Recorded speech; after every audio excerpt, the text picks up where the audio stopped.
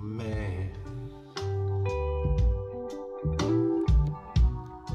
What to do with the other hand? I've always felt in our community, especially in Alaska, that we can do better and that there's more collective knowledge that can be shared to enhance our life, improve our awareness and understanding of how we treat each other and how we can inform our choices to bring more love and harmony to our lives. Unlocking the key in the melody, balance and knowledge supremacy. I war with a suffering, perfect analogy, killing they come from me.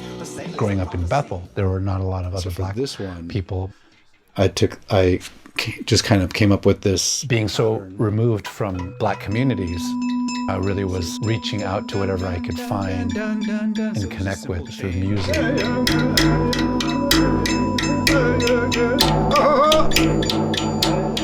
I get so excited about representing my ancestors, honoring the long history of our Yupik family.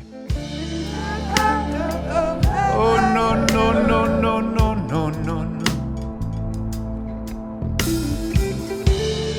Oh no, no, no, no, no, no, no, no.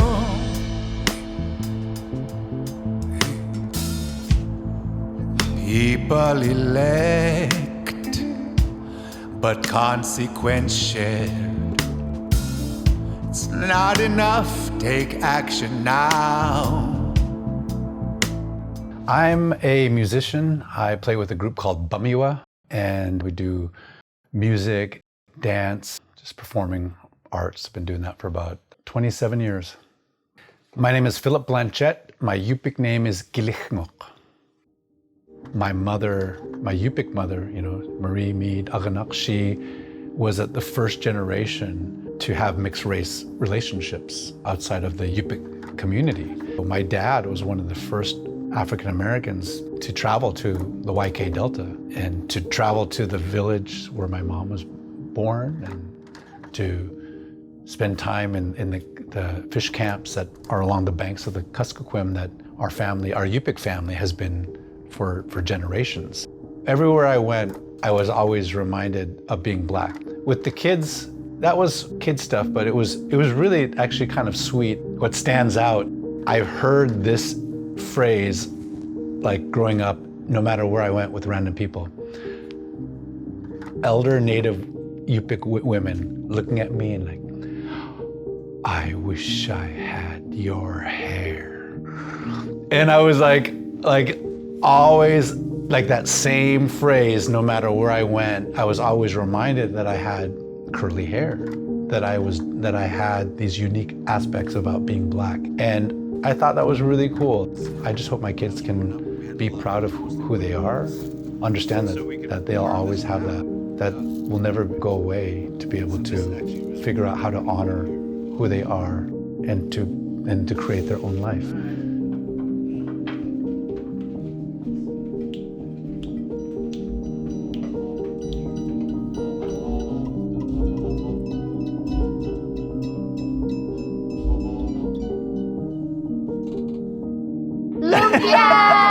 My name is David. I am a Filipino immigrant to Alaska. I've been living in Alaska now 28 years. I was 14 years old when I moved here.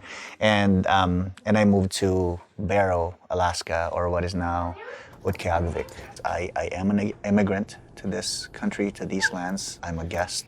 Alaska has one of the highest rates of multiracial people in the country. When we look at the data, especially when we look at our youth, surveys in schools and stuff, multiracial kids seem to be at highest risk for substance use, alcohol and other drugs. Multiracial kids also seem to be at highest risk for suicide ideation. To me, they're more than just numbers, they're more than just statistics, because, those statistics are talking about my children. I worry about that on a very real level. Us being who we are, me being Filipino is not a risk factor. My kids being Native is not a risk factor. My kids being multiracial is not a risk factor. We do our best to get them involved in both the Athabascan and Filipino communities. We want our kids to get strength from both of their communities as well. We make food together. We go to parties together. We go fishing. We go to our Kasilaf house. We go to powwows and we learn. Powwows. We learn songs, Athabascan songs, and dancing. Our kids know a lot of Tagalog words and use a lot of Tagalog words in our everyday lives. Same thing with their Athabascan side. You know, we use Sitsu for grandma. So they call my mom Lola. She's Filipino, so they call her Lola. And then they call Margaret's mom Sitsu because she's Athabascan, and that's the Athabascan word for grandma.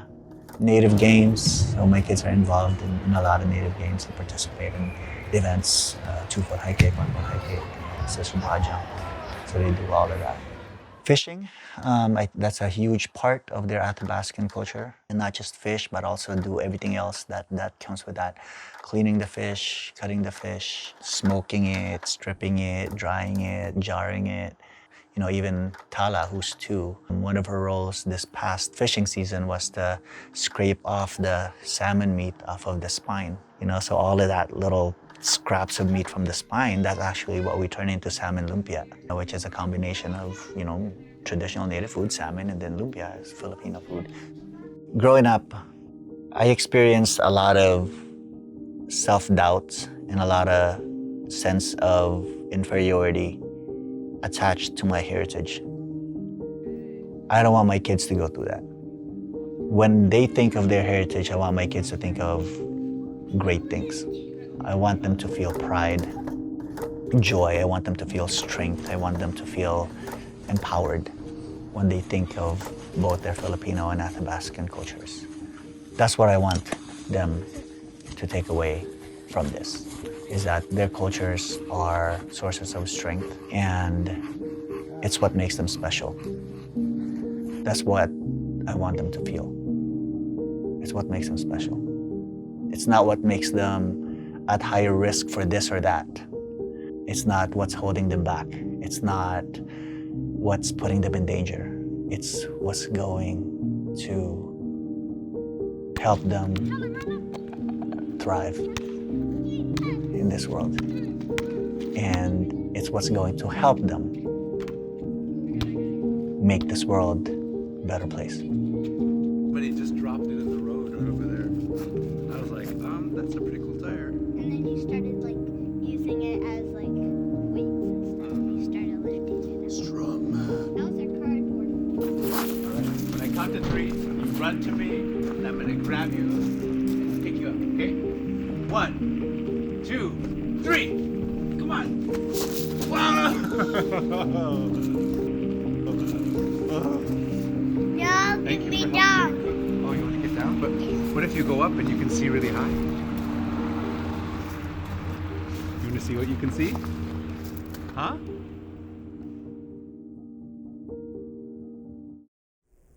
Phillip continues to work on his solo album, which will be releasing in 2022.